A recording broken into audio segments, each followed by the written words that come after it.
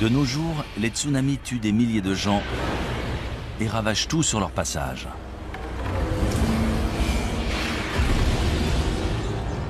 Les séismes détruisent des villes entières. Et les ouragans dévastent le paysage, entraînant des centaines de morts et des milliers de réfugiés dans leur sillage. Il y a toujours eu des catastrophes naturelles sur Terre. Ces catastrophes peuvent-elles réellement effacer toute trace de notre existence, y compris l'art, l'architecture et la technologie? Non seulement c'est possible, mais c'est ce qui se produit inlassablement. D'importantes catastrophes naturelles ont très bien pu détruire d'anciennes civilisations sans en laisser de traces.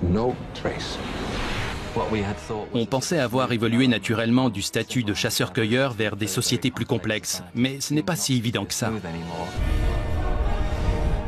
Récemment, des scientifiques ont trouvé des traces de cultures antiques prospères, des milliers d'années plus anciennes qu'on aurait pu l'imaginer. Que leur est-il arrivé? Comment ont-elles disparu? Et est-ce que cela pourrait se reproduire?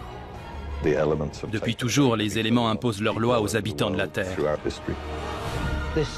L'humanité est condamnée. Sommes-nous vraiment destinés à disparaître de la surface de la Terre? Notre civilisation va-t-elle, elle aussi, disparaître à jamais?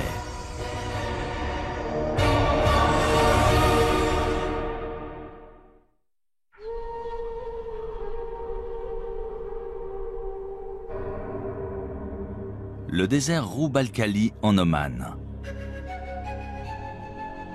Ce territoire menaçant et désolé de la péninsule arabique est indiqué sur les cartes sous le nom de quart vide. Ses sables mouvants et sa chaleur écrasante sont le repère de solifuges venimeuses, d'échides mortels et de bandes de bédouins nomades.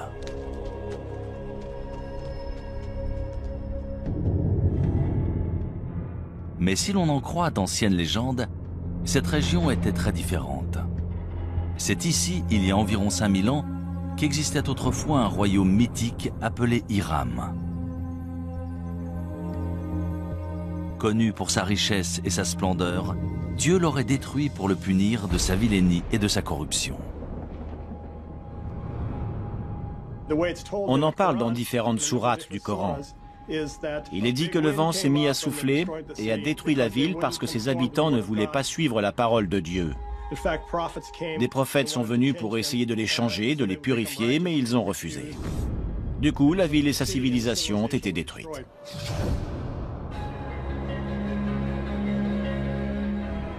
Pendant des siècles, historiens et explorateurs ont cherché des preuves de l'existence d'Hiram. Mais il faudra combiner technologie spatiale et archéologie traditionnelle pour enfin réussir à prouver qu'Hiram est bien plus qu'un mythe. En 1983, Nicholas Clapp, archéologue amateur, adresse une étrange requête à la NASA qui donne lieu à une expédition commune dans la péninsule arabique. Il venait de lire qu'on pouvait utiliser un radar imageur pour cartographier des rivières souterraines en Égypte. Il se demandait si on pouvait s'en servir pour trouver une cité disparue, en connaissant à peu près sa localisation.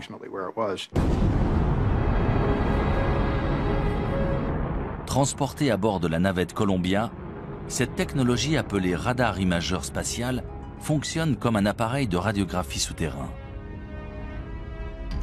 On enregistre d'abord des images depuis l'espace, puis on les modifie numériquement pour faire ressortir des détails invisibles à l'œil nu, notamment d'anciens lits de rivières et des routes de caravanes aujourd'hui enfouies sous le sable.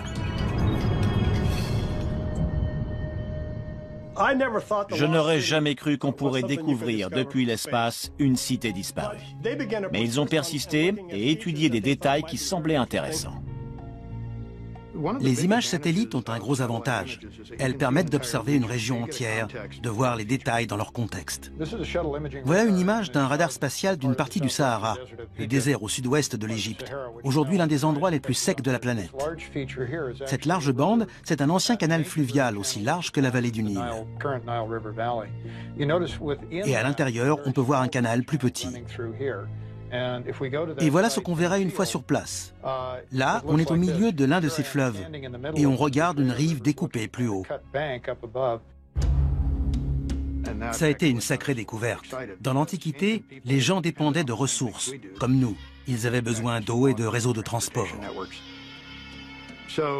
On a vu la relation entre ces différents éléments et découvert des pistes dans cette zone. Ça a été un point de départ dans notre recherche d'Iram. Les images satellites de Roub al-Khali montrent aussi d'anciennes routes de caravanes convergeant vers une zone le long de la frontière est du quart vide.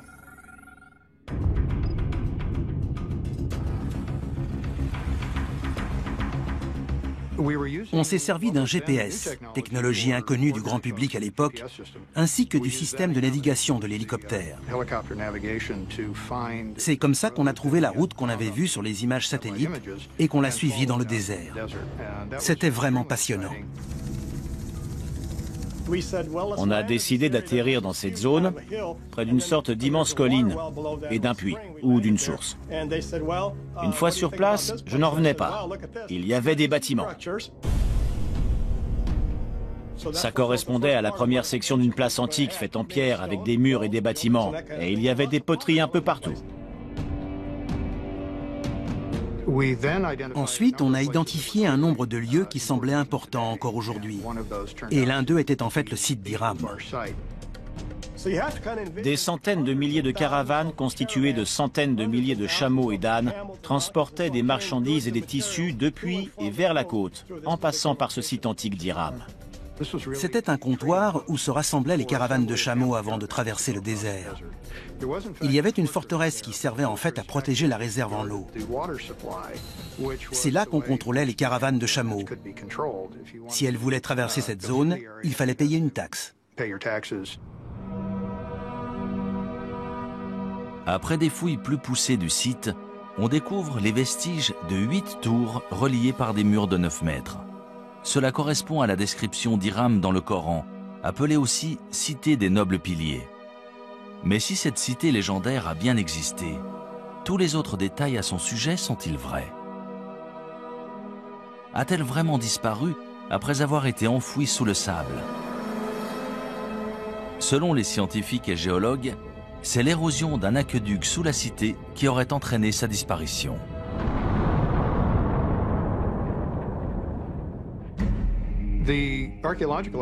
Si l'on en croit les preuves archéologiques autour du site, lorsque les réserves en eau ont diminué, la forteresse s'est effondrée dans un entonnoir et les gens ont fui. Beaucoup sont morts. Les légendes anciennes relatent le même sort étrange. Mais un tel événement peut-il réellement avoir éradiqué un peuple entier? Peut-il vraiment avoir détruit toute trace d'une culture, d'une langue et d'une civilisation? D'après de nombreux archéologues et historiens modernes, de telles conséquences dévastatrices sont tout à fait envisageables. On ne sait déjà presque rien de notre histoire quand on remonte à 3, 4, 5 000 ans en arrière. Alors, si l'on remonte avant la dernière glaciation, voire les 2 dernières, tout a changé, y compris les civilisations, les organisations et les communautés humaines. Tout a été perdu. Les premières cultures, en particulier celles qui n'avaient pas l'écriture, ont été en grande partie oubliées. On n'a aucune trace historique et les seules traces qu'on puisse trouver sont archéologiques. Cela sous-entend qu'un archéologue trouve des vestiges de ces civilisations et se base dessus pour reconstruire leur histoire.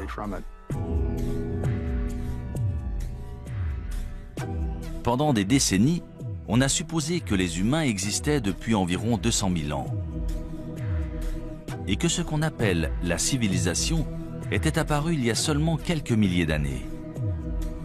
Mais de nouvelles découvertes remettent constamment en question ce que nous savons réellement de notre histoire.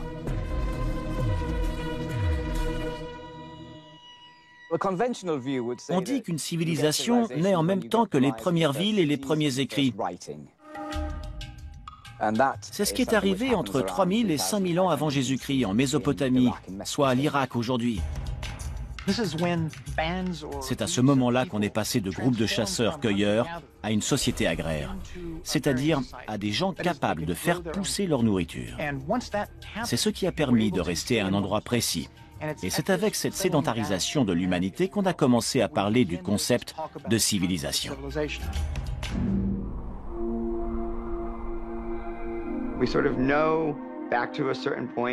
On sait à peu près ce qui s'est passé entre aujourd'hui et il y a 10 000 ans. Grâce aux études évolutionnaires, on sait à peu près quand les hommes sont apparus. Mais la période entre l'apparition des hommes et celle des civilisations qu'on connaît est très vaste. C'est excitant de découvrir jusqu'où remonte la civilisation. Si Hiram a vraiment existé, combien d'autres civilisations anciennes sont ensevelies et attendent d'être découvertes? Quand ce sera fait, que trouverons-nous? Des preuves de notre passé antique ou des indices de notre destruction future? Şanlıurfa, est de la Turquie, 1994. Tout en haut d'un versant de colline, dans une région rurale, la charrue d'un fermier kurde s'arrête brusquement lorsqu'il touche une grosse pierre rectangulaire à moitié enfouie. Pendant plusieurs jours, il essaye de déterrer cet objet tenace, jusqu'à ce que se produise l'inattendu.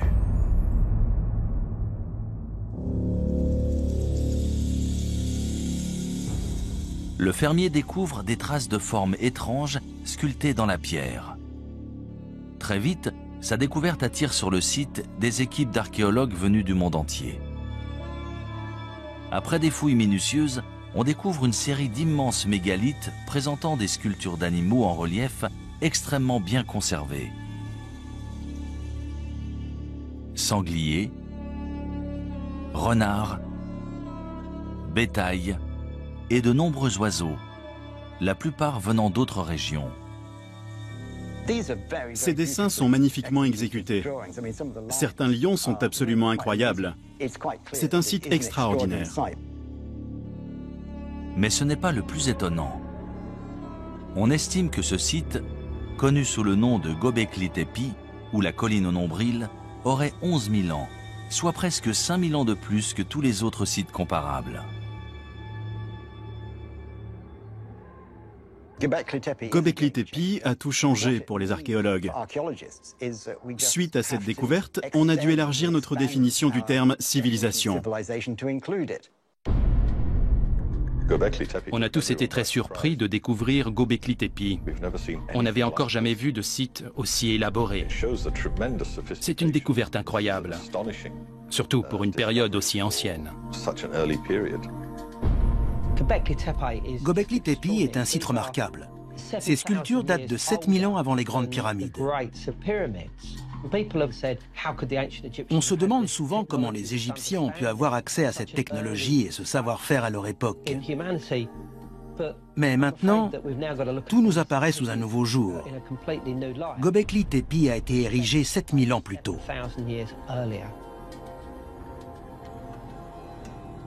Récemment, l'imagerie radar du site a permis de révéler un gigantesque complexe présentant plus de 20 grandes structures ovales. Chacune est composée de colonnes mégalithiques en forme de T, ainsi que de 4 piliers sculptés en calcaire, reliés par des murs d'1,80 m et disposés dans un cercle mesurant entre 10 et 30 mètres de diamètre. Ils avaient tout organisé, tout prévu. Ils ont réussi à mobiliser des ouvriers et à entretenir ce site qui a ensuite été visité pendant de très longues années. Chaque pierre devait peser entre 15 et 20 tonnes, certaines même entre 40 et 60 tonnes. Quand on pense à l'organisation que ça a dû nécessiter, C'est tout simplement remarquable. De toute évidence, il devait y avoir des centaines, voire des milliers de personnes impliquées dans ce projet. Mais qui a construit Göbekli Tepe? Et à quoi servait cette structure? Göbekli Tepe a tout bouleversé. On pensait avoir évolué naturellement du statut de chasseur-cueilleur vers des sociétés plus complexes, mais ce n'est pas si évident que ça. D'après l'archéologue in situ Klaus Schmidt, il s'agit d'un centre régional majeur. Le site est très impressionnant et sur place, on a l'impression d'avoir le monde à ses pieds. Selon certains archéologues, les tribus nomades du néolithique parcouraient de grandes distances pour atteindre Göbekli Tepe et participer à des fêtes rituelles. Selon d'autres, ces ruines seraient celles d'un temple, voire d'un lieu de sacrifice. Ils devaient se rassembler pour une sorte de cérémonie religieuse. Ces ruines sont forcément un sanctuaire ou un centre religieux. Ce ne sont ni des maisons ni des tombes. On dirait un lieu de cérémonie. Selon de nombreux chercheurs, Göbekli Tepe aurait été utilisé pendant presque 2000 ans. Mais 7000 ans avant Jésus-Christ, les cercles de pierre auraient été enfouis et abandonnés intentionnellement. Pourquoi ? Pourquoi enterrer cet incroyable complexe composé d'au moins 20 structures différentes, voire plus? D'après moi, quelque chose a changé et ils ont dû partir. Et le meilleur moyen d'abandonner le site, c'était de tout enfouir. On n'abandonne pas tout comme ça. Ces sites sont si importants, si sacrés que lorsqu'on les quitte, on les recouvre pour les protéger. Et ensuite on reconstruit par-dessus ou à côté. C'est le cas ici. On a la preuve qu'ils ont recouvert intentionnellement ces temples avant d'en bâtir un autre ailleurs. Ce n'est pas si simple. Il faut remettre ça en contexte. C'était la toute fin de la dernière période glaciaire, une ère de grands changements.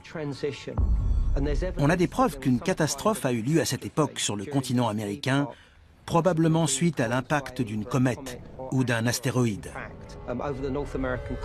On en a trouvé des preuves un peu partout dans le monde.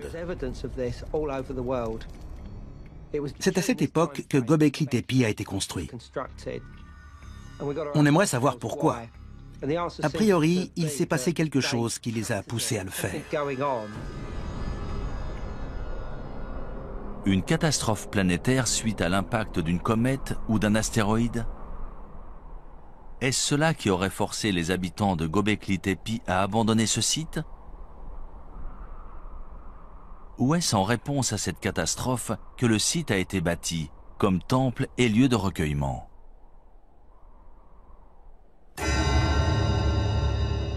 Selon certains chercheurs, la réponse se trouve tout près, au mont Ararat. Dans la Bible hébraïque, c'est là que l'arche de Noé aurait échoué une fois les eaux du déluge refluées. En fait, le mont Ararat se trouve à seulement une centaine de kilomètres de Göbekli Tepe. Quand on observe les animaux sculptés à Göbekli Tepe, il est impossible d'expliquer pourquoi certains d'entre eux ont été représentés étant donné qu'on ne les trouve pas dans cette région. Est-ce que certains de ces animaux vivaient dans cette région à l'époque? Et dans ce cas, d'où venaient-ils? Si l'on en croit la mythologie, il s'agirait des animaux de l'arche de Noé. On a beaucoup étudié les origines du déluge. Ce récit existe un peu partout dans le monde. Il existe une version Ojibwe, une version amérindienne, une version chinoise, et on en parle dans la mythologie grecque et la mythologie hindoue. Il est tout à fait possible que des événements réels aient inspiré la mythologie et les légendes. Ces récits du déluge parlent peut-être de vrais déluges. Ces mythes et récits narrant un déluge et le sauvetage de nombreux animaux à bord d'une arche sont-ils vraiment inspirés de faits réels? Nous trouverons peut-être une réponse en étudiant d'autres civilisations disparues. Que vont-elles nous révéler du mystérieux passé et du futur incertain de l'humanité ?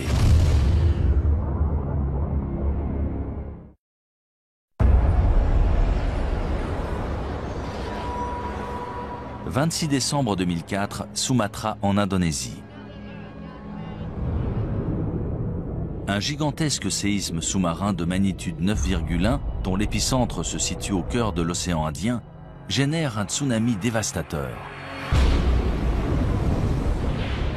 En quelques minutes, il fait plus de 230 000 morts et plus de 2 millions de réfugiés.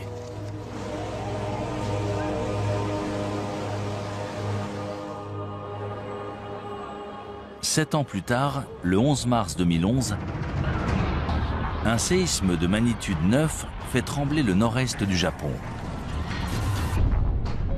C'est le plus puissant séisme qu'ait jamais subi l'île. Quelques minutes plus tard, un tsunami de 9 mètres balaye les terres, emportant des villes entières et environ 23 000 personnes.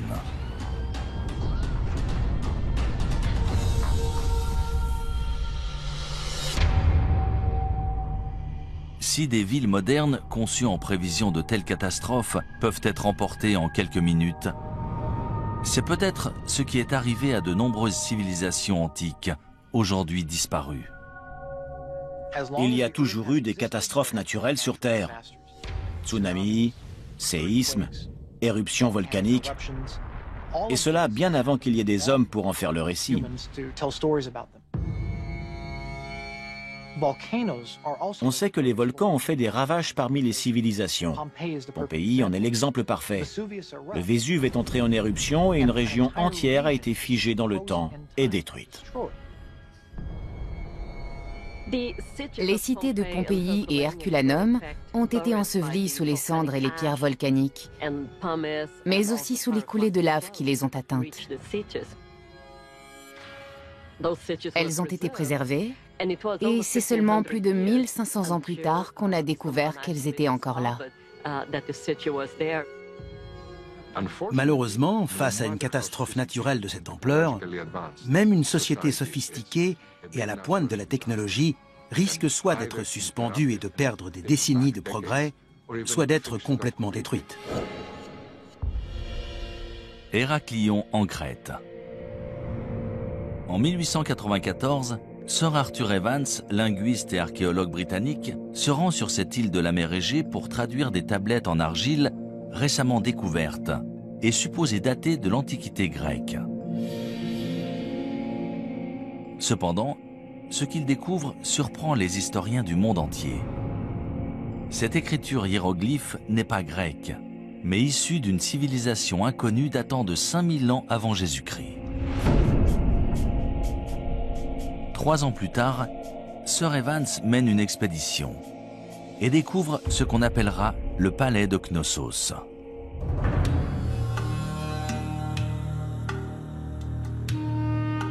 D'après les archéologues, l'imposante structure contenait autrefois des pièces richement décorées, de l'eau courante, chaude et froide, et même des toilettes en intérieur. Sir Evans nomme les bâtisseurs du palais les Minoens, en hommage au roi mythologique Minos de Crète. Lors de l'âge de bronze, la civilisation minoenne était toute puissante dans l'est de la Méditerranée. Elle avait une immense flotte et faisait commerce avec pratiquement tous les peuples du bassin méditerranéen. La société de la civilisation minoenne en Crète a été la première à développer des palais très sophistiqués, avec des cours pour tenir des cérémonies, des fresques et une architecture très élaborée. De nos jours, on considère les Minoens comme la première grande puissance en Méditerranée. Ils ont régné entre 2500 et 1600 avant Jésus-Christ. Mais comment un peuple si puissant et avancé a-t-il pu disparaître ainsi ? Selon de nombreux chercheurs, on peut trouver la réponse en étudiant l'une des plus importantes éruptions volcaniques de l'histoire de la civilisation, à 110 km au nord de la Crète, sur l'île de Santorin.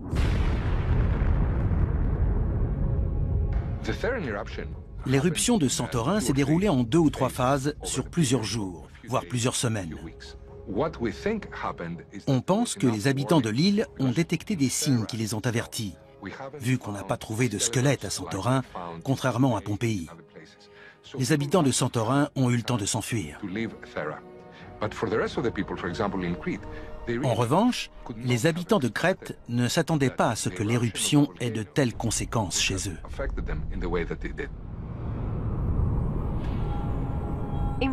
En volcanologie, on parle de différents types d'éruptions volcaniques, de petites éruptions présentant surtout des coulées de lave, aux éruptions pliniennes ou ultrapliniennes si elles sont très importantes.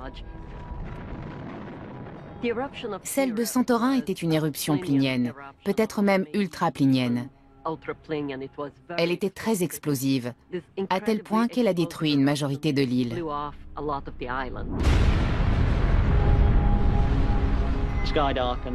Le ciel s'est assombri, le panache volcanique s'est propagé, envoyant descendre jusqu'à l'île de Rhodes et le sud-ouest de la Turquie.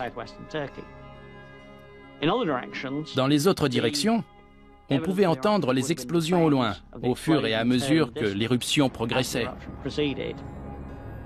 Tout laisse à croire que la violente éruption volcanique de Santorin a généré un énorme tsunami qui s'est abattu sur les villes portuaires de la Crète.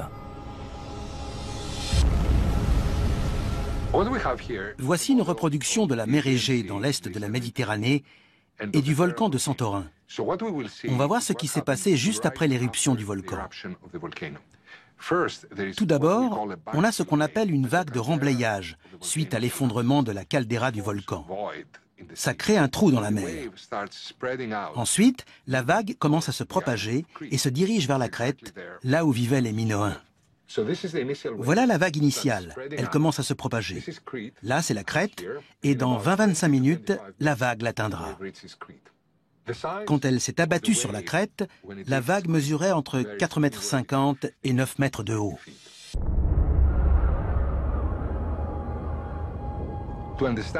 Pour comprendre ce qu'ont vécu les Minoens à l'époque, on peut observer ce qui s'est passé au Japon en mars 2011. C'est un énorme tsunami dont l'impact sur notre société se ressent encore chaque jour. Les Japonais ont réussi à se relever, mais ils n'étaient pas seuls. Le monde entier les a soutenus. Les Minoens, eux, n'avaient personne vers qui se tourner.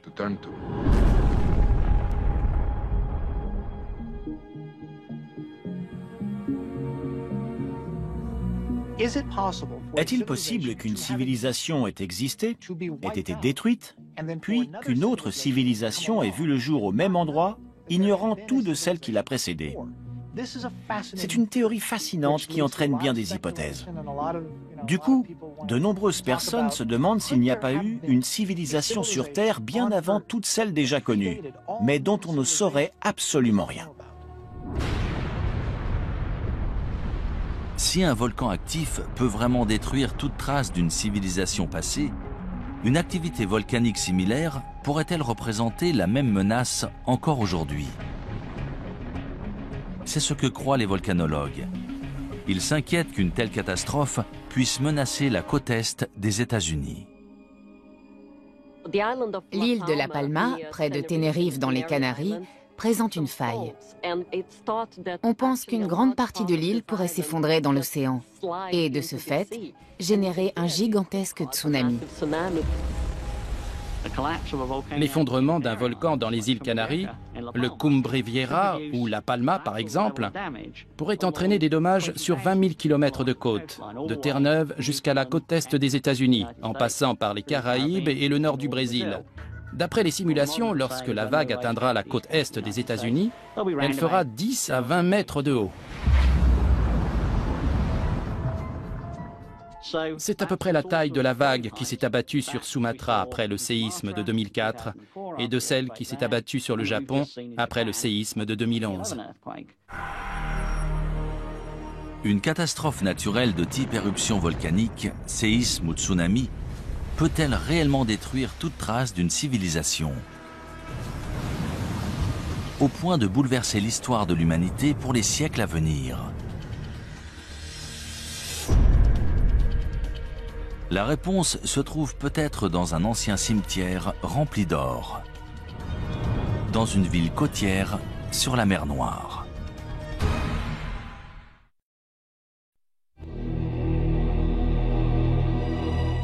Varna en Bulgarie. Pendant des siècles, cette ville balnéaire de la mer Noire a attiré voyageurs et commerçants en provenance d'Europe et du Moyen-Orient. Au IIe siècle avant Jésus-Christ, les Romains ont profité des sources chaudes locales pour construire une immense série de bains publics. Mais ni les visiteurs, ni ses habitants ne connaissaient le secret enterré sous la ville. Un secret qui, une fois révélé, changerait l'histoire européenne à jamais. Ça s'est passé à la fin de l'automne 1972. Il y avait un site de construction en cours dans la zone industrielle de Varna. Ils creusaient pour installer des câbles électriques. Retcho Marinov, conducteur d'excavateur, creuse une tranchée d'1,20 m de profondeur lorsqu'il tombe sur ce qu'il pense être d'anciens artefacts en cuivre. Il les rapporte chez lui pour les mettre en sécurité. Quelques semaines plus tard, un habitant du village lui a dit que ces objets étaient très intéressants. Le directeur du musée de Dalgopol est venu chez lui et lorsqu'il a vu tous ces objets, il n'en croyait pas ses yeux. Le lendemain, des archéologues du musée de Varna, parmi lesquels Alexander Minchev, retournent sur le site de construction et sont stupéfaits de leur découverte.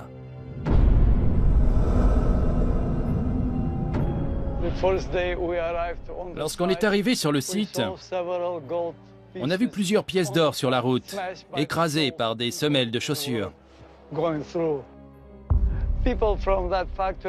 Les ouvriers de l'usine passaient plusieurs fois par jour, sans le savoir, près de ces kilogrammes d'or. Personne n'aurait cru que de tels trésors étaient cachés sous un champ, dans une zone pareille. Après des fouilles plus poussées, on découvre que ce terrain non exploité est en fait le site d'un cimetière oublié. Il contient plus de 300 tombes datant d'environ 4500 ans avant Jésus-Christ, selon les archéologues. En plus des ossements d'anciens résidents de Varna, ils découvrent des preuves troublantes d'une ancienne civilisation avancée et florissante.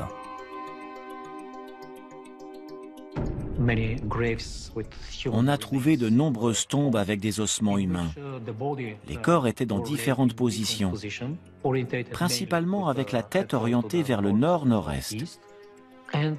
Et ils étaient enterrés avec leurs ornements et leurs armes. Il existe un tas de ces objets extraordinaires, mais les trouver tous ensemble, dans un seul cimetière, c'est la preuve qu'il s'est passé quelque chose de très important dans la région de Varna.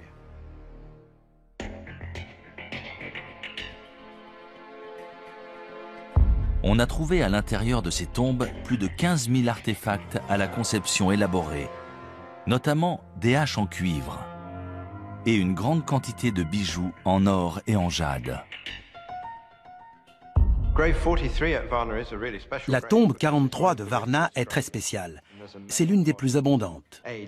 On y a trouvé un corps d'homme entre 40 et 45 ans et des objets incroyables, notamment un préservatif en or. C'était un symbole de puissance sexuelle, de pouvoir du mâle et de fertilité. D'un côté, on a ce préservatif et de l'autre, une masse en or qui est un symbole politique. On n'avait encore jamais vu nulle part ailleurs cette combinaison de symbolisme politique et sexuel. L'or, c'est un signe de statut. C'est un matériau très rare, qui brille et ne se ternit pas, qui est durable. C'est pour ça qu'il est signe de haut rang social et qu'on l'exhibe. Les archéologues ont trouvé des objets en or dans de nombreuses tombes, la majorité concentrée seulement dans une poignée d'entre elles. Suite à la découverte inattendue de Varna, les historiens ont découvert les premiers Européens sous un nouveau jour. Dans les peuplements que l'on connaît, qui datent de 1000 à 2000 ans avant Varna, on a trouvé des objets, souvent très beaux, mais rarement liés au rang social. Il n'y avait pas autant de différence entre les familles. Ici, sur 300 tombes, il y en a 8 incroyablement riches. C'est une concentration importante.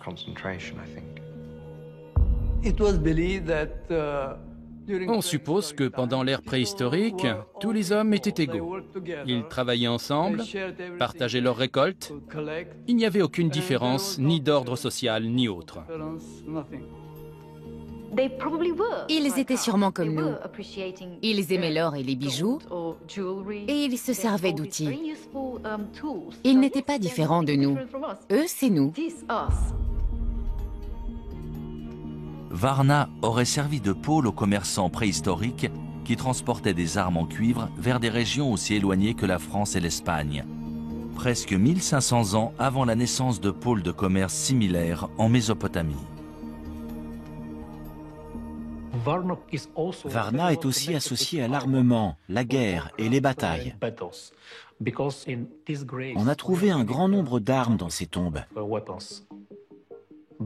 Haches de guerre, fer de lance, tête de flèche. Puissance et guerre vont toujours de pair. C'est évident. Avant la découverte de Varna, on connaissait des sociétés très complexes dont on sait aujourd'hui qu'elles datent de l'âge de bronze. Stonehenge est l'une de ces sociétés complexes. Mais Varna date d'au moins 3000 ans avant Stonehenge. La civilisation a mis énormément de temps à se développer. On pensait avoir trouvé tous les marqueurs en Égypte, en Mésopotamie et en Crète, mais Varna existait bien avant cela. L'aube de la civilisation européenne a commencé ici, sur ce site. Et pendant des milliers d'années sous ce sol, l'histoire a conservé ses secrets. Je n'arrive pas à imaginer ce qui serait arrivé si on n'avait pas trouvé Varna, si tous ces objets étaient encore sous nos pieds. Pourtant, un mystère subsiste. Comment la population de Varna a-t-elle disparu vers 4100 avant Jésus-Christ?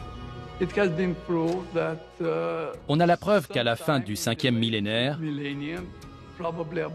probablement vers l'an 4200 avant Jésus-Christ, il y a eu un important changement climatique. Le niveau de l'eau a augmenté et les températures sont devenues plus élevées. De ce fait, les conditions agricoles se sont détériorées. Est-ce qu'un changement climatique, sûrement à l'origine de sécheresses et de famines, pourrait avoir causé la disparition de Varna? Récemment, des fouilles archéologiques au Moyen-Orient nous ont fourni de nouvelles informations. D'après de nombreux archéologues et spécialistes, ces découvertes vont nous permettre de résoudre le mystère entourant la disparition de Varna et d'autres cités disparues. Mais d'autres se basent sur des preuves différentes, plus incroyables encore.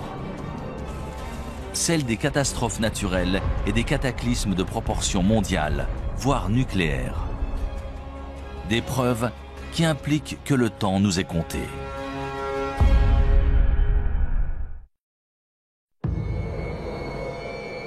À Moukhar, nord-est de la Syrie, à 13 km au nord de la frontière irakienne. Au début de l'année 2000, une équipe d'archéologues de l'Institut oriental de Chicago fait une étonnante annonce. Ils ont découvert les ruines d'une civilisation inconnue datant de plus de 6000 ans. Les fouilles ont révélé une cité autrefois florissante appelée Amoukhar, remplie de ce qui semble être des maisons luxueuses, des boutiques prospères et des bâtiments officiels. C'est un site énorme, d'environ 1 km², qui a la capacité d'accueillir entre 10 000 et 20 000 personnes, l'équivalent d'une grande ville. C'était une cité florissante, il devait avoir l'écriture. On n'a pu déterrer qu'une infime partie des bâtiments publics, mais ils étaient entourés d'un vaste mur et de grandes portes. On doit encore mettre à jour certains éléments de cette civilisation toujours enfouie sous un village moderne. Grâce à la découverte d'Amukar, on s'est rendu compte que notre notion d'une cité, c'est-à-dire des divisions du travail avec des lois, un système légal, des structures gouvernementales et une expression artistique, existait peut-être bien avant qu'on ne le croyait. La découverte inattendue d'Amukar a chamboulé ce que les spécialistes avaient établi. Pour eux, la première cité antique était apparue dans le sud de la Mésopotamie, à 650 km à l'est dans l'Irak actuel. Mais si Amukar était bien une vaste cité prospère, pourquoi a-t-elle disparu si soudainement? Vers 3500 avant Jésus-Christ, il y a eu un drame. De toute évidence, ils ont été attaqués. Pendant cette attaque, le peuple d'Amukar a été vaincu. La cité a été détruite et ils n'ont jamais pu reconstruire plus qu'un petit village. La cité ne s'est jamais remise de cette attaque. Une partie de ce peuple du 4e millénaire avant Jésus-Christ a été décimée. Lors du dernier décompte, on avait une douzaine de squelettes. Mais d'après ce que je sais, certains corps n'ont pas été enterrés dans les règles. Qu'une guerre ait détruit ce site, ça me semble plutôt convaincant.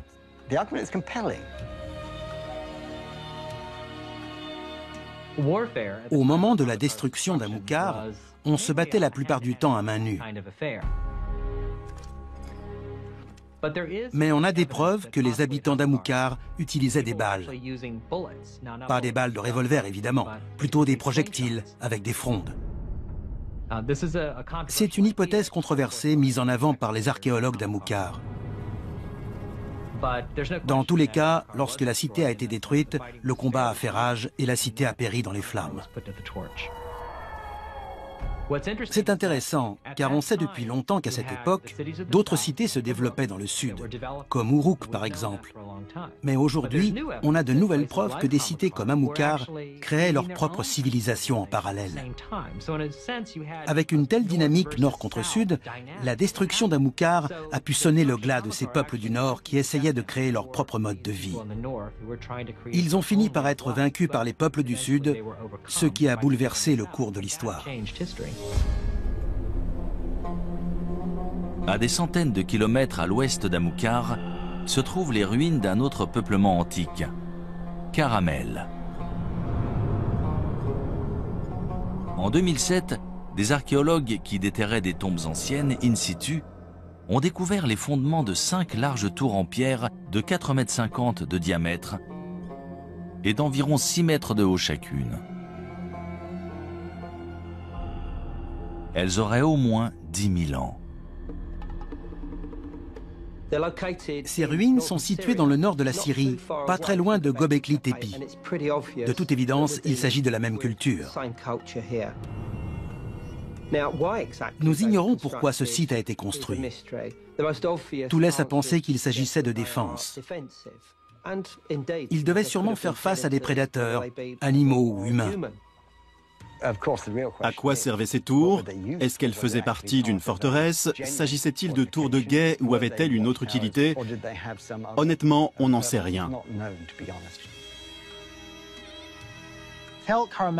Caramel, dans le nord-ouest de la Syrie, est un site important. C'est la toute première preuve de structure permanente en pierre, datant de 2000 ans avant ce que l'on pensait être la structure permanente la plus ancienne dans la cité de Jéricho. Avec la découverte de Caramel, on a abandonné l'idée que l'évolution depuis le néolithique a été un processus unique. Je peux vous nommer de nombreux autres sites où l'on a trouvé des cultures locales distinctes, chacune très élaborée, mais différentes les unes des autres. Il n'y a pas eu un seul grand développement. Il y en a eu tout un tas, certains plus réussis que d'autres.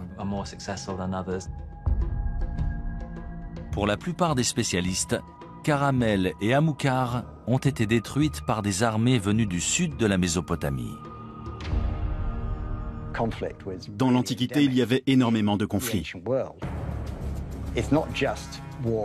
Je ne parle pas de guerre mesquine et irréfléchie. Il s'agissait d'agrandir des cités, de s'approprier plus de territoires et de subordonner plus de villes pour taxer plus de résidents. Ces guerres territoriales sont-elles la seule cause de la destruction de ces grandes cités antiques? Depuis peu, une autre théorie infiniment plus hasardeuse a vu le jour. Caramel et Amilcar ont peut-être été victimes d'une étrange et spontanée explosion nucléaire. En 1972, des scientifiques du Gabon en Afrique découvrent des traces d'un événement nucléaire au cœur d'une mine d'uranium. On sait que les réacteurs nucléaires génèrent des déchets. En mesurant la quantité, on peut dire de quand ils datent. Et c'est comme ça qu'on a découvert qu'ils remontaient à 2 milliards d'années. Il y a un réacteur nucléaire dans le Soleil, à l'origine de toute vie. Mais pourrait-il y en avoir un sur Terre? Après tout, dans les années 50, on se demandait s'il était possible de créer un réacteur nucléaire naturel dans l'écorce ou le noyau terrestre. L'uranium-235 est notre principale source de réacteurs à fission nucléaire. C'est assez commun, plus que l'or. Sur l'échelle des larges éléments qui peuvent se diviser, celui-ci est relativement courant et peut être extrait. Pour créer une réaction nucléaire, il faut surtout 2 choses. Un uranium suffisamment dense et de quoi ralentir les neutrons. Le mieux pour ralentir des neutrons et obtenir une réaction en chaîne, c'est l'eau. Et dans cette zone d'Afrique de l'Ouest, il y avait la parfaite combinaison avec juste ce qu'il faut d'eau et d'uranium suffisamment dense pour obtenir un réacteur nucléaire. Avec un réacteur naturel, on peut engendrer une catastrophe de l'ordre de celle de Tchernobyl. 1 degré de radiation qui pourrait affecter la santé des gens. Si de l'uranium venait à alimenter un réacteur nucléaire naturel, cela engendrerait une fission nucléaire, et c'est ce qu'on veut éviter à tout prix. Dans tous les cas, ça serait sous terre. Ça aurait les mêmes effets qu'un volcan. Donc, ce serait bien une catastrophe naturelle. Selon certains scientifiques, une telle explosion nucléaire aurait balayé toute vie à des centaines, voire des milliers de kilomètres autour du site du dépôt d'uranium. Si cela s'est produit en Afrique de l'Ouest, pourquoi pas ailleurs?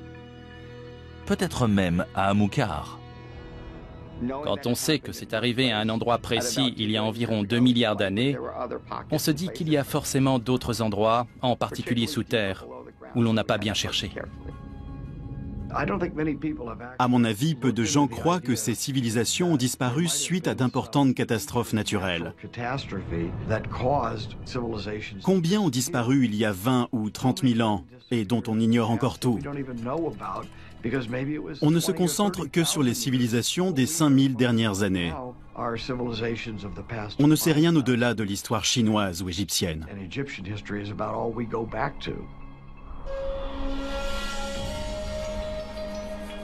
Ces civilisations préhistoriques ont-elles vraiment été anéanties par des explosions naturelles issues des profondeurs de la Terre? Ou est-il possible que ces cités antiques aient été détruites depuis beaucoup plus loin?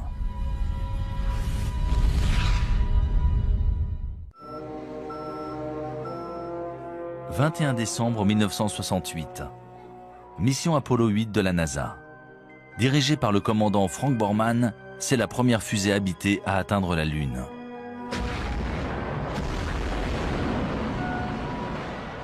Après avoir tourné 10 fois en orbite autour de la Lune, les astronautes capturent parmi les plus belles images de sa surface.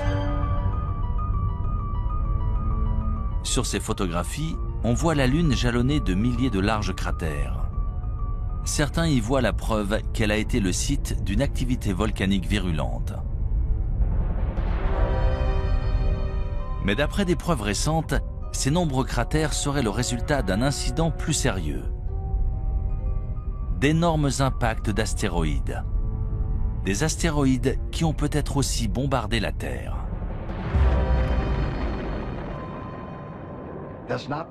Ce n'est pas un homme sur la Lune, mais des cratères. Et au cours de l'histoire de la Lune et du monde, de nombreux autres objets ont probablement touché la Terre, puis la Lune. Mais on n'en sait rien. La végétation et l'environnement ayant tout recouvert, au point qu'ils sont devenus presque indétectables. La plus grande catastrophe naturelle qui pourrait se produire et tous nous anéantir, ce serait l'impact d'un bolide, une météorite qui tomberait sur Terre. On sait que c'est une météorite qui est à l'origine de la disparition des dinosaures.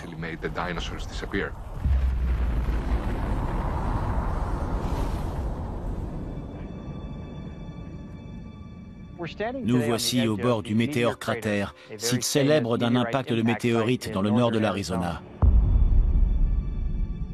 Le cratère a été formé il y a 50 000 ans lorsqu'un astéroïde d'environ 45 mètres de diamètre est entré dans l'atmosphère à environ 42 000 km/h. Il a frappé le sol avec une force équivalente à celle de 1000 bombes atomiques.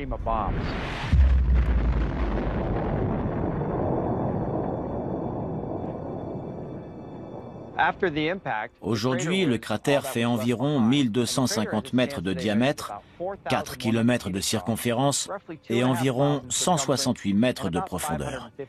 Pour résumer, si l'on plaçait le Washington Monument au fond du cratère, la pointe de l'obélisque serait au même niveau que les bords du cratère.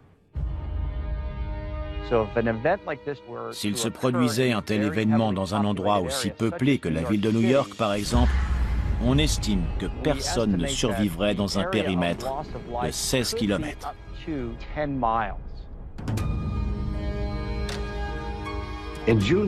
En juin 2002, il s'est produit un événement qui aurait dû tirer la sonnette d'alarme. Un astéroïde de la taille d'un terrain de football est passé entre la Terre et la Lune, à un tiers de la distance qui nous sépare de la Lune. Il a fallu qu'il nous dépasse pour qu'on sache qu'il était là. S'il avait atterri dans le Pacifique, il aurait pu balayer le sud de la Californie avec un tsunami.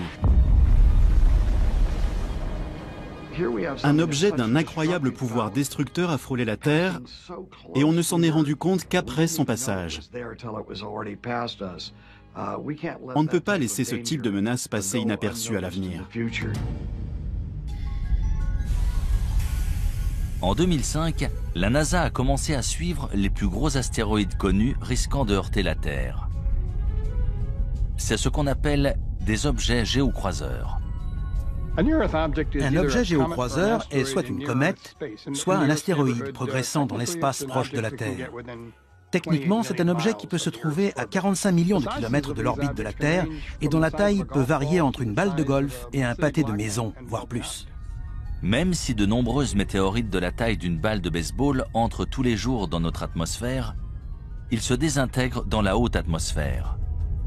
Seuls les astéroïdes d'au moins 30 mètres de diamètre risquent de frapper la surface de notre planète. Le dernier astéroïde le plus dévastateur a frappé la Terre le 30 juin 1908 au-dessus de la rivière Tunguska, en Sibérie russe.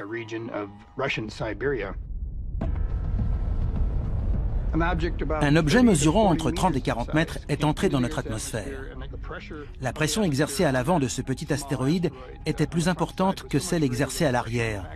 Du coup, il s'est aplati et a explosé à environ 6,5 km au-dessus de la surface de la Terre.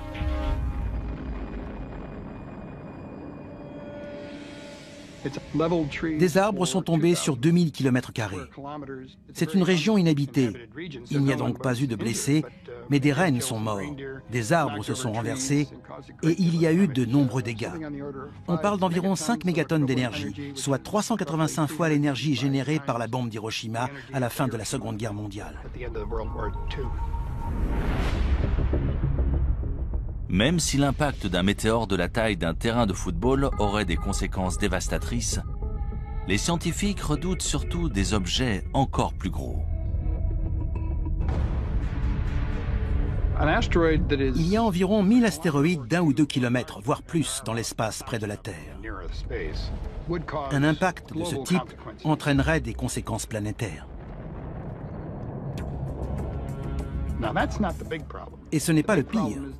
La poussière et les débris projetés dans l'atmosphère plongeraient la Terre dans le noir. Sans oublier les pluies acides et les tempêtes de feu causées par les débris s'abattant sur notre planète. En plus de la poussière, la suie stopperait la photosynthèse, indispensable aux plantes. Et bien sûr, aux animaux se nourrissant de ces plantes. En cas d'impact d'astéroïdes, le plus problématique serait les effets secondaires. Lorsqu'on parle d'impact d'astéroïdes ou de météores, on parle d'objets qui pourraient annihiler non seulement des populations d'organismes vivants, mais des civilisations entières, comme ils l'ont fait par le passé. Ces dernières années, l'équipe d'observation des objets géocroiseurs de la NASA a élargi ses recherches pour inclure des objets de plus de 140 mètres de diamètre. L'un d'eux, un astéroïde de 300 mètres de large nommé Apophis, devrait approcher la Terre en 2029. Apophis est très gros. Il a été découvert en 2003 et pendant un temps, on pensait qu'il allait heurter la Terre. Il y avait une chance sur 37 qu'il nous heurte en 2029. Mais grâce à des observations poussées, on a exclu un impact en 2029. Malgré tout, il passera tout près. Il sera visible à l'œil nu depuis l'Europe. Vous devriez voir un astéroïde passer près de la Terre sans la heurter. Même si les scientifiques ont calculé la trajectoire d'Apophis, ils ne peuvent prévoir comment cet énorme astéroïde réagira face à d'autres facteurs, notamment la pesanteur de la Terre. Le plus inquiétant, c'est qu'une fois passé, il repassera 7 ans plus tard. Et l'on ignore si la pesanteur de la Terre aura modifié sa trajectoire. Il pourrait donc revenir pour heurter la Terre. S'il passe à travers un trou de serrure de 600 mètres au moment de son approche en 2029, il repassera et heurtera la Terre en 2036. Il n'est pas assez gros pour détruire notre planète, mais suffisamment pour causer des centaines de milliers, voire des millions de morts, s'il frappe au mauvais endroit. Malheureusement, d'après les scientifiques, il ne s'agit plus d'une hypothèse. Un jour ou l'autre, un énorme astéroïde heurtera la Terre. Lorsque cela se produira, est-ce que toutes les traces de notre civilisation disparaîtront? Un astéroïde, un énorme rocher venu de l'espace, a-t-il dévasté l'écosystème au point qu'il n'en reste rien? Il est possible de balayer une espèce entière et toute trace de ce qui existe. Cela pourrait-il expliquer pourquoi d'autres civilisations anciennes ont été détruites et pratiquement oubliées? Il est très possible que des civilisations anciennes aient été détruites par des objets géocroiseurs qui nous ont heurtés. Objets qui ont complètement transformé la nature de la planète. Je sais que beaucoup de gens nous prennent pour des fous qui pensent que le ciel va leur tomber sur la tête. Non, le ciel ne va pas nous tomber sur la tête. Mais il y a bien quelque chose là-haut qui se dirige vers nous.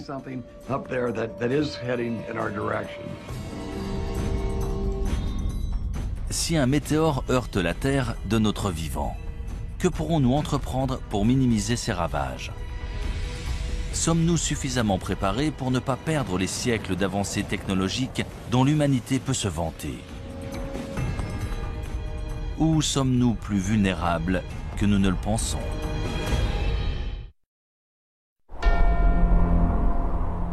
Le Kilimandjaro en Tanzanie. En l'an 2000, le paléoclimatologue Lonnie Thompson et son équipe de chercheurs ont foré au cœur d'un glacier recouvrant le pic de la montagne. Ils ont recueilli des échantillons de carottes de glace, preuve des conditions et changements climatiques non seulement depuis 20 à 30 ans, mais depuis des dizaines de milliers d'années. Une carotte est une colonne de glace. On en recueille plusieurs à la surface pour retracer l'histoire du climat et de l'environnement dans différentes parties du monde. Ces carottes ont des couches bien distinctes et en mesurant l'épaisseur de ces couches, on peut calculer l'évolution des précipitations dans le temps. Les bulles d'air préservées dans la glace retracent l'histoire de la composition de notre atmosphère.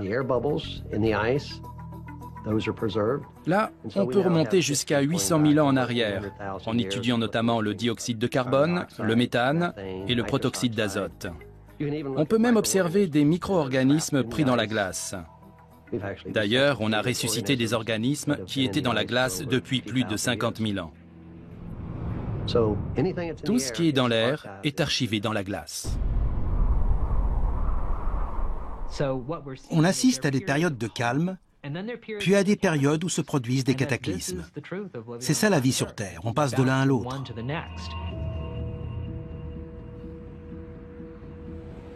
Stockées dans ces immenses congélateurs à l'Université d'État de l'Ohio, voici les carottes de glace que Lonnie Thompson a recueillies dans des glaciers du monde entier. On en a recueilli plus de 7000 mètres. C'est la seule collection tropicale de carottes de glace au monde. Certaines viennent du Kilimandjaro et d'autres de l'archipel François-Joseph à l'extrême nord de la Russie. On a toute une collection provenant de l'Himalaya et du Tibet. La plus ancienne carotte jamais forée dans une région montagneuse vient de l'ouest de la Chine et date d'il y a plus de 750 000 ans. Les carottes de glace sur ce rayonnage proviennent du plateau de Bruce, dans la péninsule antarctique. Elles ont été forées cette année et seront découpées et étudiées dans le laboratoire. D'après une étude récente de ces échantillons, un événement climatique radical s'est produit sur Terre il y a environ 5200 ans.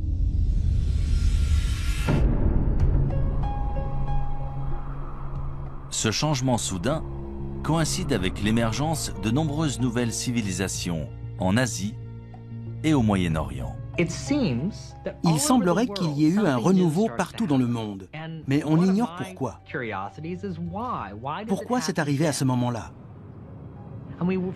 Pendant 100 000 ans, on avait une vie heureuse de chasseurs-cueilleurs. Et soudain, les choses ont changé. Qu'est-ce qui a entraîné ce changement? Il faut chercher un dénominateur commun. Et ce qui semble relier toutes ces sociétés agraires, c'est le climat.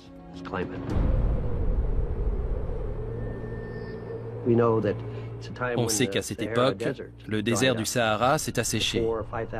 Il y a 4 ou 5 000 ans, il y avait des lacs et des gens vivaient dans ce désert. On a retrouvé des fresques sur des rochers. Si l'on en croit ces nombreuses preuves, il s'est produit un événement dramatique à cette époque. Si une catastrophe mondiale s'est bien produite, quelle en a été l'origine? Une sécheresse planétaire? Un météore qui aurait heurté la Terre et déposé suffisamment de poussière pour nous plonger dans le noir? Ou s'agirait-il d'une éruption volcanique? Les éruptions volcaniques sont essentielles pour une planète. C'est comme ça qu'elle perd sa chaleur primordiale. Ça fait des milliards d'années qu'il y a des éruptions volcaniques sur Terre. L'existence des hommes ne représente qu'une fraction de ce temps. Il y avait des éruptions volcaniques bien avant eux, et il y en aura bien après eux. Sans elles, la Terre ne serait pas ce qu'elle est aujourd'hui. On compte de nombreux volcans actifs à travers le monde, la plupart trop petits pour détruire la Terre à l'échelle mondiale. C'est sans compter sur un supervolcan. Il y a des volcans qu'on considère comme normaux. Ils rejettent une certaine quantité de lave et d'énergie et génèrent une explosion d'une certaine taille. Si la lave et les gaz d'un volcan sont particulièrement bien enfermés, la pression sera d'autant plus forte et l'explosion d'autant plus massive. Et c'est ce qu'on appelle un supervolcan. Certains volcans génèrent des éruptions très importantes. En général, ce sont les volcans autour de la ceinture de feu, ceux qui présentent des calderas, notamment en Nouvelle-Zélande, en Papouasie-Nouvelle-Guinée ou même en Alaska. Les scientifiques ont identifié au moins 7 supervolcans dans le monde. Le plus grand se trouve sous le parc national de Yellowstone dans le Wyoming. Si l'on en croit la géophysique, à Yellowstone et dans certains autres endroits sur Terre, il y a une concentration de chaleur en profondeur, ce qui entraîne une fonte partielle de la roche dans ces régions. Et de ce fait, de temps à autre, cela peut provoquer une gigantesque éruption.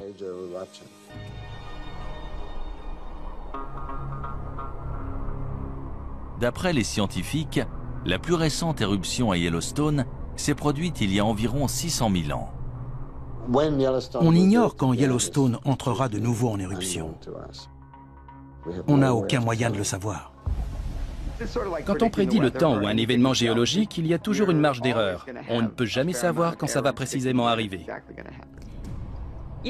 Yellowstone est un volcan relativement jeune. Il est entré en éruption pour la première fois il y a 2,5 millions d'années. Géologiquement parlant, c'est jeune. Ce serait terrifiant si Yellowstone donnait de nouveau une éruption catastrophique. Ce serait du jamais vu. À côté, une éruption du mont Saint-Helens, c'est ridicule. Cela entraînerait un changement climatique sur toute la planète. La température moyenne de la Terre chuterait et l'ouest des États-Unis serait ravagé. Tout serait recouvert de cendres. Il n'y aurait plus d'agriculture. Et ça durerait un moment. Cette éruption bouleverserait notre civilisation. La cendre et les gaz toxiques émis lors d'une grosse éruption pourraient créer un brouillard qui plongerait la planète dans le noir pendant plusieurs années. Dans l'obscurité, les récoltes et les animaux mourraient, condamnant les hommes à mourir de faim. Si Yellowstone explosait aujourd'hui, vu que nous sommes de plus en plus nombreux, les conséquences de l'éruption seraient beaucoup plus grandes que par le passé. 7 millions de personnes voient le jour chaque mois à travers le monde. C'est du jamais vu. Notre planète est vulnérable. Nous ne sommes pas prêts. Notre société moderne est aussi fragile que ces sociétés antiques de grande envergure. Il y a énormément d'habitants, on se repose sur les ressources de la Terre et à force de les utiliser de manière si intensive, on les détériore. Pour beaucoup, notre société est au bord de l'effondrement. Les hommes sont des êtres très dépendants par nature. On a tendance à l'oublier dans notre société actuelle, mais il existe des forces bien plus puissantes que nous. Ces forces ont toujours été là et ont déjà bouleversé des cultures et des civilisations par le passé.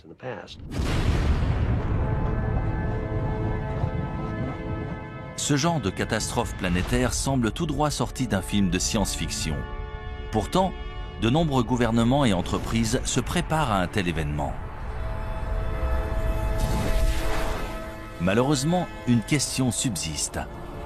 Leur plan fonctionnera-t-il ?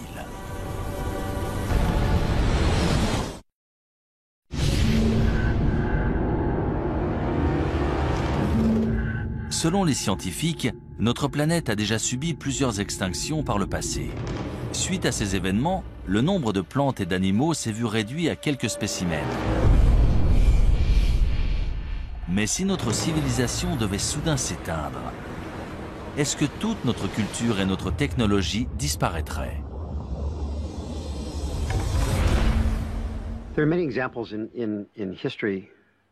Ce ne serait pas la première fois qu'un peuple perd ses technologies et son savoir-faire. Bien sûr, l'exemple le plus célèbre est celui de la bibliothèque d'Alexandrie en Égypte. Lorsque cette bibliothèque a été détruite au 1er siècle de notre ère, toutes ces incroyables connaissances accumulées dans l'Antiquité ont été perdues. Et il ne s'agissait pas uniquement des connaissances des Égyptiens, tout le monde classique a été touché. Que devient une civilisation si ses connaissances collectives disparaissent ? On ne saura jamais ce que notre civilisation aurait pu être si la bibliothèque d'Alexandrie n'avait pas été détruite. Les Égyptiens avaient un savoir incroyable, en particulier dans le domaine médical, et nous l'avons perdu. Est-ce qu'on en a recouvré ou redécouvert la majorité ? Sûrement. Mais notre société serait-elle encore plus avancée si nous n'avions pas perdu ces connaissances, si nous n'avions pas dû attendre de les redécouvrir ? Bien sûr, il est possible que certaines idées et connaissances de ces sociétés antiques aient été perdues pour toujours. On ne le saura jamais vu qu'on n'a aucun moyen d'en être sûr. Contrairement à l'Antiquité où bon nombre d'informations étaient gravées dans la pierre, aujourd'hui, on enregistre nos données et nos archives dans des puces mémoire en silicone. Si elles venaient à disparaître, dans des dizaines de milliers d'années, les gens auraient bien du mal à reconstruire nos vies et à se faire une idée de la façon dont on vivait. Paradoxalement, l'art rupestre préhistorique a probablement plus de chances de survivre que notre technologie moderne. Hutchinson, Kansas. À 200 mètres sous la ville se trouve un immense centre de stockage, aussi long que 35 terrains de football.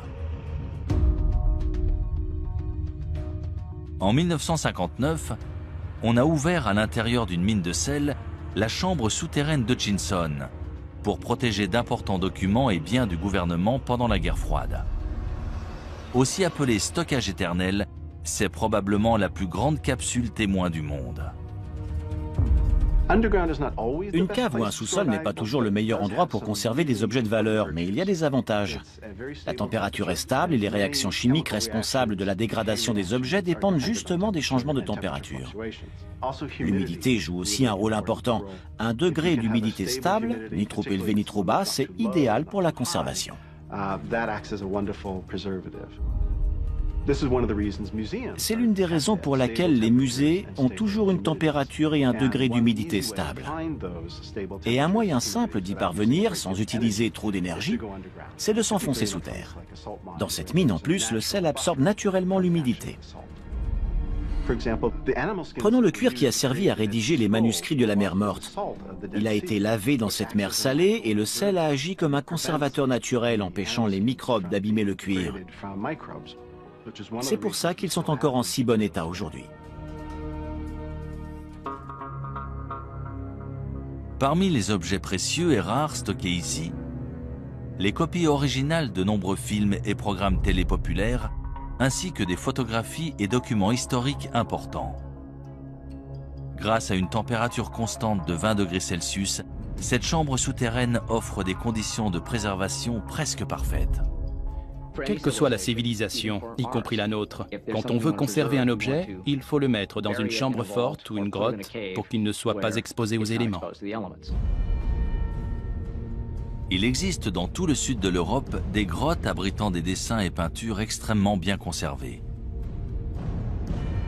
La plus ancienne et élaborée de toutes a été découverte en 1994 dans la vallée de l'Ardèche en France. D'après les scientifiques, les œuvres à l'intérieur de la grotte Chauvet datent de 30 000 ans avant Jésus-Christ. C'est l'une des plus belles grottes ornées de la période glaciaire. C'est impressionnant. On n'en avait encore jamais vu de cette taille dans cette région. Elle est d'une incroyable richesse. Il y a environ 400 peintures et gravures d'animaux, de magnifiques représentations de chevaux, de rhinocéros,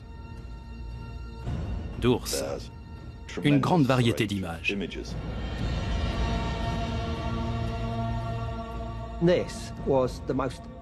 Ces représentations d'animaux sont tout simplement remarquables. Elles auraient leur place dans une galerie d'art actuelle.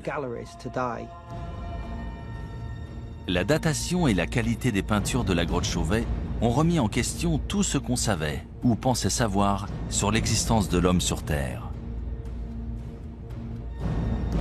Elles sont considérées comme les plus anciennes œuvres d'art créées par l'homme.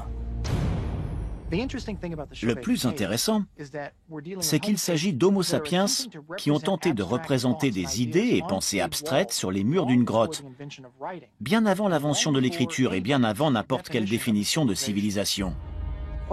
Pourquoi ont-ils fait ça? Ces artistes antiques ont-ils créé leur art sur des murs de pierre au cœur des grottes pour le protéger des générations futures? Dans 30 000 ans, les seules traces de notre existence seront-elles stockées en sécurité sous la terre? Tout ce qu'on sculpte dans la pierre, au bon endroit, peut potentiellement être conservé des milliers, voire des millions d'années, en particulier si ça se trouve sous la terre.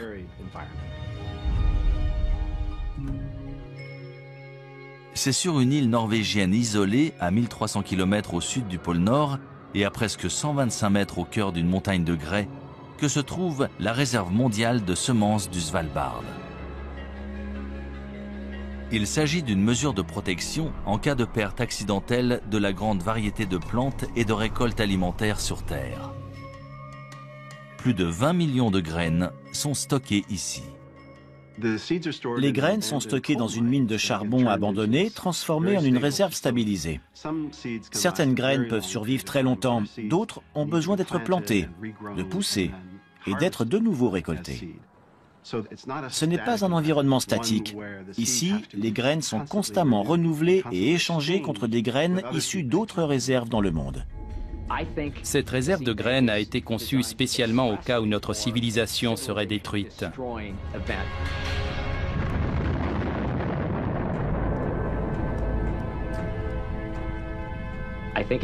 C'est un moyen de s'assurer que s'il reste des survivants, ils pourront reconstruire notre société. Et ils y arriveront d'autant mieux avec ces graines. Ce qui fait de l'homme un être unique, c'est sa capacité à réfléchir au passé, au présent et aussi à l'avenir. On réfléchit souvent à ce qu'on voudrait léguer à nos petits-enfants. C'est un moteur pour la plupart des gens. Même les premiers hommes ont sûrement pensé à enterrer ou mettre quelque chose en sécurité pour les générations futures.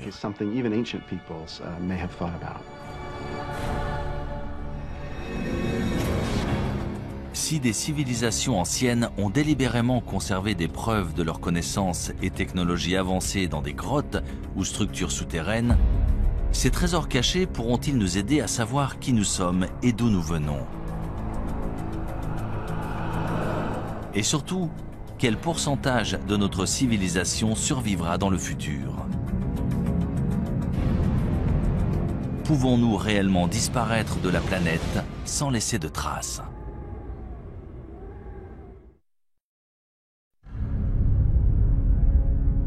D'après les scientifiques, la planète Terre s'est formée il y a environ 4,5 milliards d'années.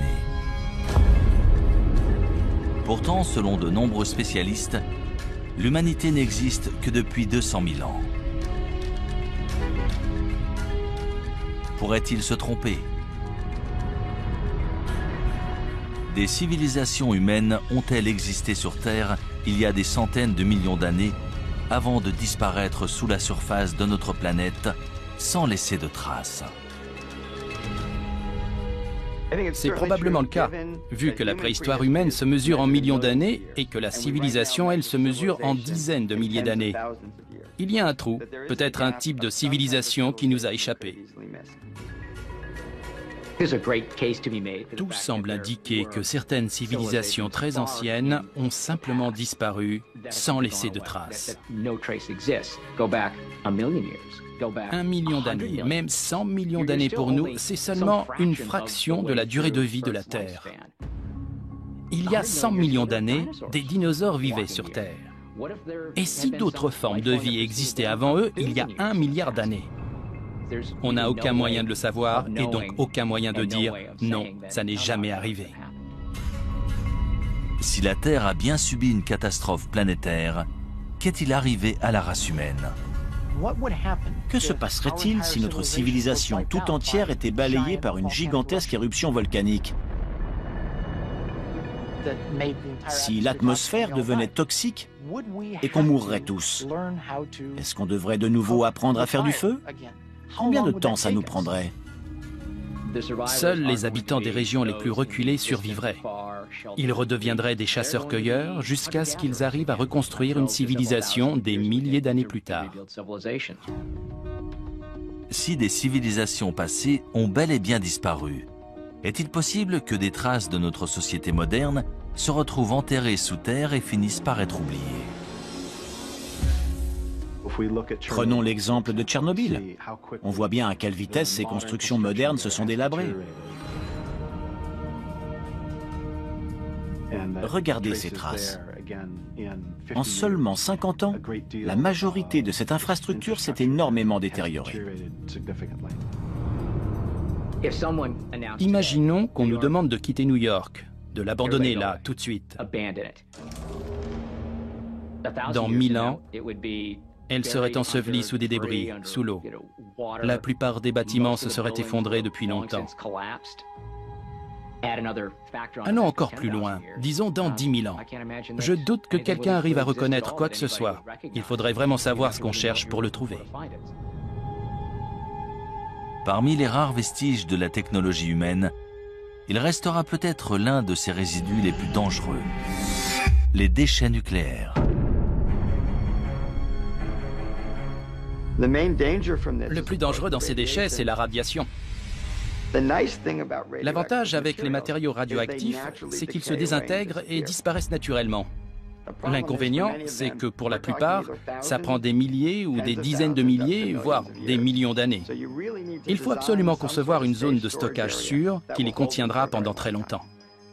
Le traitement des déchets radioactifs issus de la création d'armes et de l'énergie nucléaire est sujet à controverse. On doit bien s'en débarrasser quelque part sur Terre. On a donc prévu de les enterrer profondément dans le sol. C'est la solution géologique au problème des déchets nucléaires. Le département de l'énergie des États-Unis a engagé une équipe de spécialistes qui étudie des sites de traitement des déchets nucléaires aux côtés d'ingénieurs. Ils espèrent concevoir un signe d'avertissement universel que les prochaines générations pourront comprendre pendant au moins 10 000 ans. Ils doivent imaginer tout un concept pour prévenir les gens et les avertir du danger.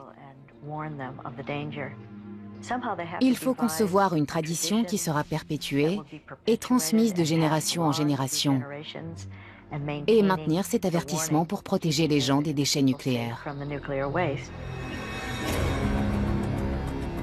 Le concept envisagé présente un immense terrassement pour entourer le site entier. Une fois terminée, la berme mesurera 10 mètres de haut et 30 mètres de large. Le projet comprend également une série de balises en granit mesurant chacune 7,50 m de haut et ornées d'avertissements gravés dans différentes langues. Cet ensemble de signes d'avertissement énigmatiques peut-il être efficace? Ou sera-t-il aussi mystérieux et indéchiffrable que les sculptures de Göbekli Tepe ou les mégalithes de Stonehenge? On ne va pas dessiner une tête de mort dessus. Ce sera absolument pas parlant dans 500 ans. Quelle sorte de phrase peut-on écrire? Ne creusez pas ou faites demi-tour? C'est très compliqué.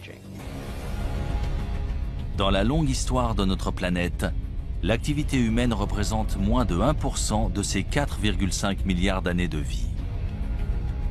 Mais sommes-nous simplement des grains de sable, des résidents temporaires voués à être oubliés d'ici 100 000 ans ou même moins? Je pense que les êtres humains seraient capables de s'exterminer. On pourrait détruire la race humaine, mais on ne peut pas détruire la Terre. Elle était là bien avant nous et elle sera toujours là bien après nous. Si chaque trace de notre civilisation peut être détruite aussi facilement, comment les historiens peuvent-ils être sûrs que tout ce que nous vivons ne s'est pas produit auparavant?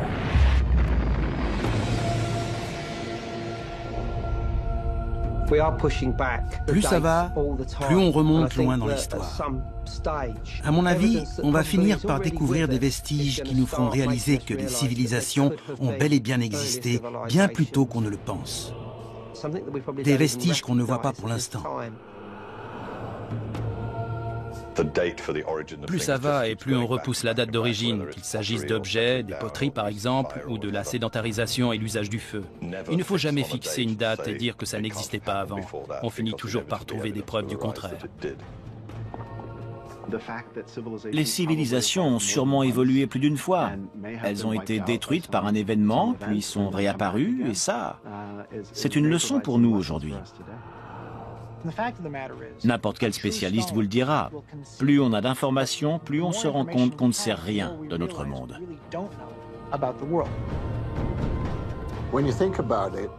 Quand on y pense, les traces écrites qu'on a de ce passé lointain sont si infimes qu'en fait, on ne sait presque rien.